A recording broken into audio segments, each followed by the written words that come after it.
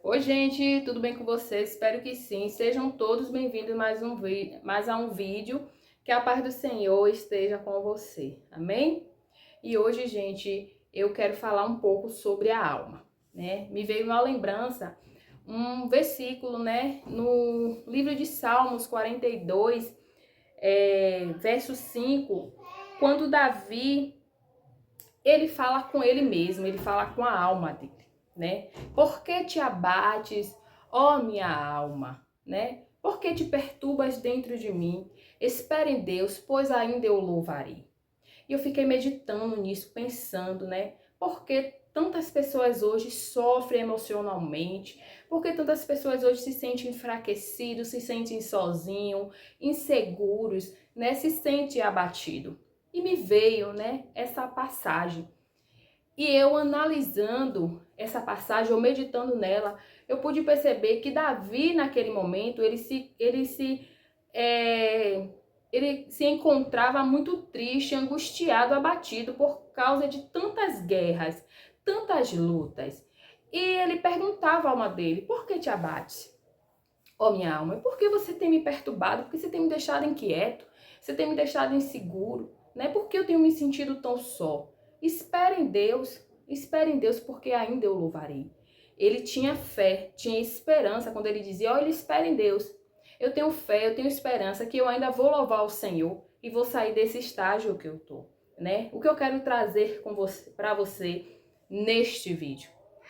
Este momento que Davi ele estava passando era um momento crítico, né? Porque ele estava profundamente angustiado, apesar de que ele era um homem segundo o coração de Deus, porque Davi era um homem que ele tinha um coração quebrantado. Ele era um homem que ele se derramava diante do Senhor. Era um homem que ele suplicava a Deus, né? Com arrependimento, com toda a força, com todo o vigor. Então, mesmo Davi sendo um homem segundo o coração de Deus, Davi tinha suas guerras interiores, porque em Davi tinha o que tem em nós, a alma. Muitas das vezes você não entende porque vem o vazio, vem a tristeza, o desespero, a vontade de jogar tudo para o alto. Você não consegue se firmar diante do Senhor. É tantos traumas, traumas por causa do abuso, trauma por causa da mentira, do luto, da decepção, da traição. É trauma por causa da rejeição. Você sofreu tantas coisas lá no teu passado que hoje você vive desesperançoso. Hoje você talvez tome um remédio controlado, hoje talvez você tome um remédio para poder dormir, porque assim naturalmente você não consegue dormir. Você precisa tomar um chá, você precisa você acha até que você precisa fazer meditação, você procura por paz, procura consolo em lugares que você acha que vai resolver o seu problema. Então, gente, tem pessoas que ela vai a lugares que ela não tem que ir.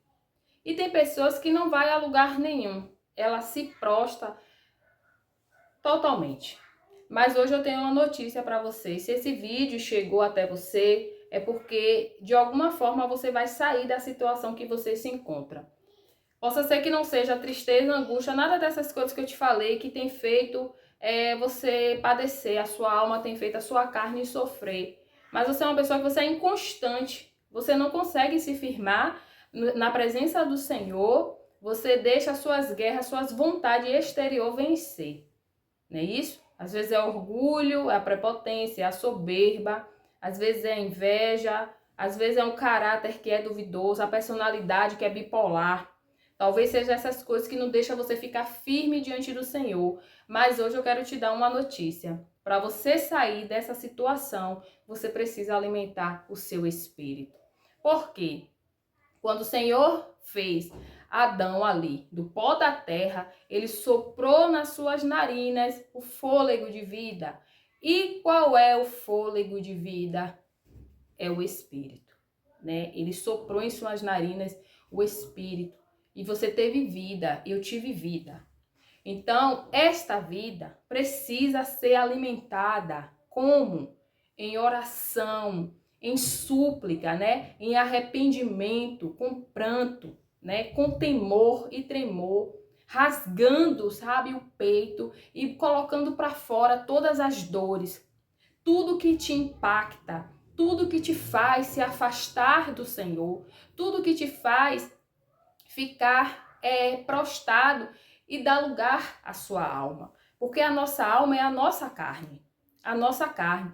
E o nosso espírito é o que vai nos fazer ficar de pé diante do Senhor. Então, se você é uma pessoa que você não tira um momento para orar, eu vou dizer uma coisa aqui a vocês. A sua alma, que é a sua carne, que é a minha carne, ela vai tentar lutar contra o seu espírito. Ela não vai querer deixar o seu espírito prevalecer. Você tem que colocar isso dentro de você. A minha alma quer realizar os desejos da minha carne, do meu caráter, da minha personalidade. O meu espírito vai querer agradar ao Senhor Jesus, louvar, engrandecer, dar toda a glória, todo o louvor a Ele. Vai querer exaltar, vai querer que o nome dele seja glorificado em tudo em minha vida, né? Muitas das vezes eu vejo pessoas com essa guerra entre a alma, que é a carne, e o espírito. E muitas das vezes você se prostra totalmente porque a sua alma, que é a sua carne, prevalece. Mas o que fazer para que essa situação seja eliminada, né? Buscando a ajuda do Espírito Santo. Porque quando o Senhor Jesus ele andava aqui nesta terra, quando ele passava por todas as lutas, guerras que a gente passava aqui, ele morreu, né, na cruz, ele se doou por amor, para que hoje a gente tivesse forças, né, para que hoje a gente tivesse vitória, para que hoje a gente tivesse a oportunidade de herdar a vida eterna. Quando aconteceu tudo isso com o Senhor Jesus, que ele foi para o Pai, ele disse que nós não estaríamos só, que ele enviaria o Consolador, que estaria conosco até o fim, né, deste século, até o fim, até quando ele voltasse novamente para buscar a sua igreja. Então, o Espírito Santo hoje, ele é a pessoa que vai te ajudar. Mas vai ser fácil? Não vai ser fácil. Vai ser uma batalha. A sua carne, a sua vontade contra a vontade do Espírito, que é a que mais importa em nossas vidas. Porque se a gente fizer vontade, a nossa alma, a nossa carne, nós vamos destruir a nossa saúde. A gente vai se alimentar de qualquer forma, de qualquer jeito. A gente vai destruir as nossas emoções. A gente vai viver assim, angustiado, prostrado, cheio de medo, temores. Nós vamos ser pessoas ruins. Nós vamos querer só viver no pecado, fazendo a nossa vontade, o nosso querer, o que não é bom. O que não é bom. Porque a partir do momento que Adão e Eva desobedeceu ao Senhor, que o pecado entrou na vida do homem, acabou ali.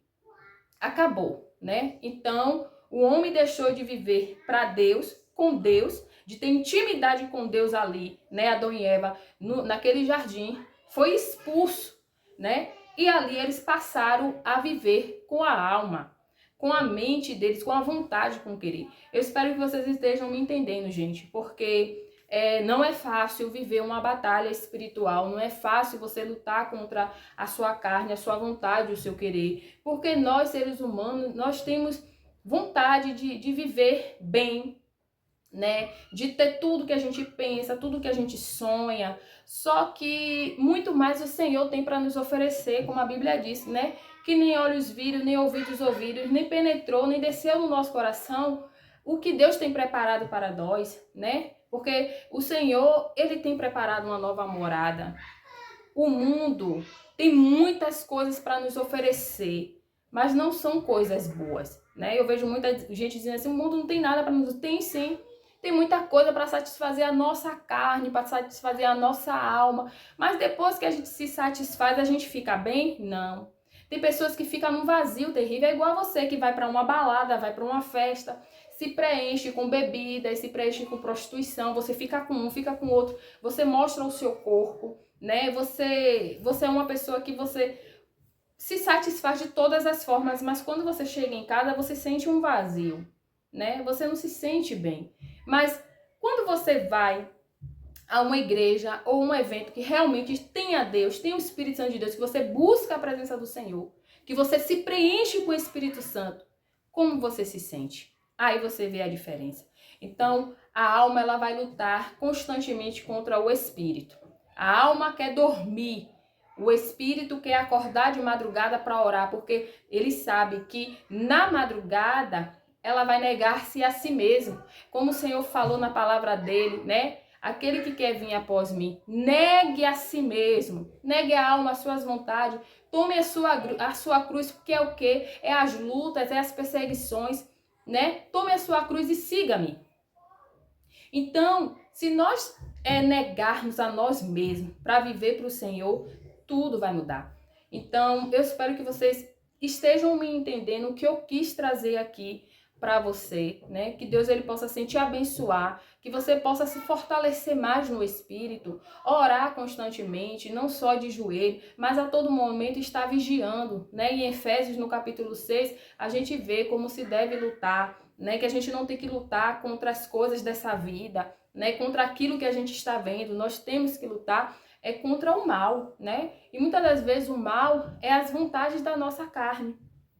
Que é nisso que o mal se apoia, naqueles desejos ali da carne. Talvez é um emprego que a sua alma se sente tão bem, a sua carne, ela suple as suas necessidades, mas ela te afasta de Deus, né? Às vezes é um namorado que está no lugar de Deus, se satisfaz a sua carne. Esse relacionamento que há muito tempo você teria que ter saído dele, ela satisfaz a sua carne, os seus desejos, a sua vontade, e o seu espírito está apagado, colocado por escanteio, né? Talvez é um amor, né? Um amor incomparável, você coloca em algo. Você não quer abrir a mão de um vício, você não quer abrir a mão do orgulho, da soberba, você tem que sempre prevalecer. As suas vontades, sempre você é o certo, sempre você acerta, né? Eu vou parar de falar você e vou falar eu, porque às vezes fica parecendo que eu sou uma pessoa que eu estou incontaminável, mas não é assim.